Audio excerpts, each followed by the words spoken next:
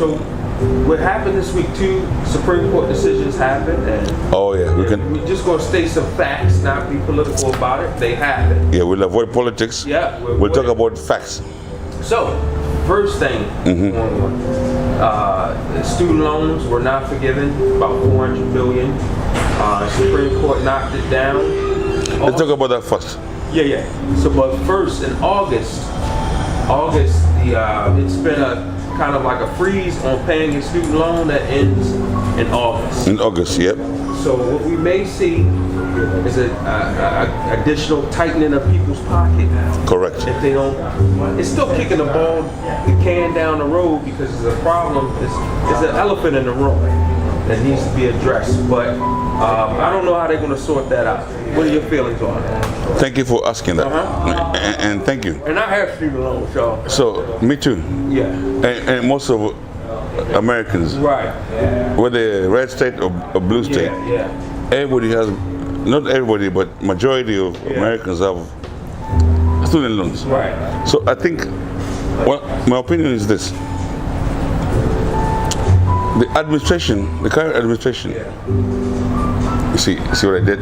I mentioned anybody's name. Yeah.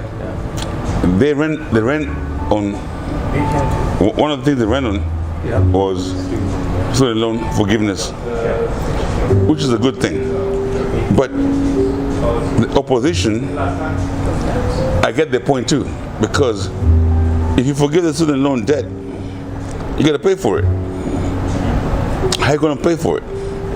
And that was the struggle back and forth, because if you forgive my student loan on this side and raise my taxes on this side, you really didn't forgive my student loan. I'm still paying it, but as a tax. Yeah. Right? Yeah. Because the budget has to accommodate that. And what about the other guys who paid off the student loan? Let's say you paid your student loan off. Do you get Retroactive or a check? They didn't think about that. But the good thing about this is now the administration said they're gonna come up with another. Yeah, they're gonna use a old law. They're gonna use another way to get another bill to go through where they can come through with that. Right. Because you and me, we know that was not gonna work. But the average Joe doesn't know about Supreme Court, doesn't know about politics. The average Joe knows that you promised me my student loan will be deducted. And it was not deducted. Right. So I'm not voting for you next year. Exactly. You want my vote? Yep. Student loan. Yep. All right. I'm going to leave it at that. Okay, so second thing is, which possibly could be a benefit to HBCUs, affirmative action was struck down, and keeping it 100. Okay. I spoke with my mother. I like that. I like that. And people of that generation who remember before, when it was still, before integration. Yes. And how great HBCUs were. Yes. My mother went to Morgan, so did my father.